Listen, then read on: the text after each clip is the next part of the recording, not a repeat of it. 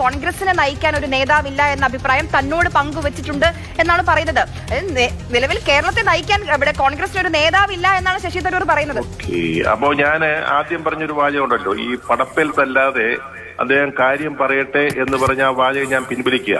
ഇപ്പൊ അദ്ദേഹത്തിന്റെ ലക്ഷ്യം മനസ്സിലായി. കേരളത്തിലെ കോൺഗ്രസ് പ്രവർത്തകർ പറയുന്നു ഇവിടെ കോൺഗ്രസിനെ നയിക്കാൻ ആളില്ല എന്ന്. അതുപോലെ ഘടകകക്ഷികൾ അദ്ദേഹത്തോട് പറയുന്നു ഇവിടുത്തെ കോൺഗ്രസിനെ നയിക്കാൻ ആവശ്യമില്ല, ആളില്ല എന്നുള്ളത്. നിങ്ങളിത് പറയുമ്പോ ഇവിടെ ആലോചിക്കേണ്ട ഒരു കാര്യമുണ്ട്. ഇവിടെ കഴിഞ്ഞ ഉപതെരഞ്ഞെടുപ്പുകൾ അല്ലെങ്കിൽ പാർലമെന്റ് തെരഞ്ഞെടുപ്പ്, അതിനൊക്കെ നേതൃത്വം കൊടുത്ത ആരാ? ഈ 18 സീറ്റ് നേടിയല്ലോ ലോക്സഭയിലേക്ക്. അതിന് നേതൃത്വം കൊടുത്ത ആരാ കേരളത്തില്? അതാണ് ഞാൻ പറഞ്ഞത്. അദ്ദേഹത്തിന്റെ ലക്ഷ്യം മനസ്സിലായി. ഞാൻ പറഞ്ഞല്ലോ, ഇവിടുത്തെ കോൺഗ്രസ് നേതൃത്വത്തിന്റെ കീഴിൽ നടന്ന കോൺഗ്രസ് പാർട്ടിക്കുണ്ടായ നേട്ടങ്ങളെ കുറിച്ചാണ് ഞാൻ ഈ പറഞ്ഞു വന്നത്.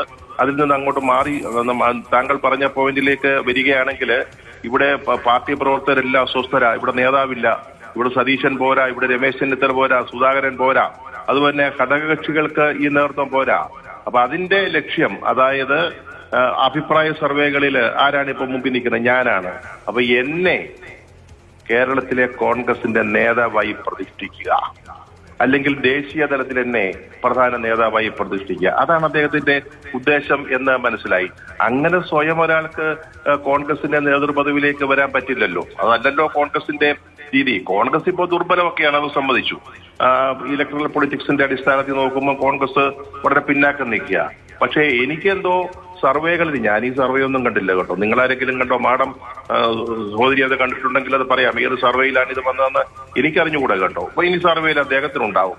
ഇനി ലീഗും മറ്റ് ഘടകകക്ഷികളും ഒക്കെ പറഞ്ഞിട്ടുണ്ടാകും, താങ്കൾ വന്നിനി UDF ഒന്ന് രക്ഷിക്കണമെന്ന് അദ്ദേഹത്തോട് പറഞ്ഞിട്ടുണ്ടാവും. ഈ പ്രവർത്തകന്മാർ ആരോട് പറഞ്ഞെന്ന് എനിക്കറിയില്ല. അപ്പൊ അദ്ദേഹത്തിന്റെ ലക്ഷ്യം നമുക്ക് കൃത്യമായിട്ട് മനസ്സിലായി. അദ്ദേഹം പറഞ്ഞതുപോലെ കോൺഗ്രസിന് എന്നെ വേണ്ടെങ്കിൽ എനിക്ക് ഓപ്ഷൻ ഉണ്ടെങ്കിൽ അതല്ല ഇവിടെ വന്നിരിക്കുന്നത്. അദ്ദേഹത്തിന് ഇപ്പൊ ഒന്നുകിൽ എന്നെ നേതാവാക്കണം, പ്രധാന നേതാവാക്കണം, അല്ലെങ്കിൽ എനിക്ക് കോൺഗ്രസിനെ വേണ്ട എന്നുള്ളതാണ്.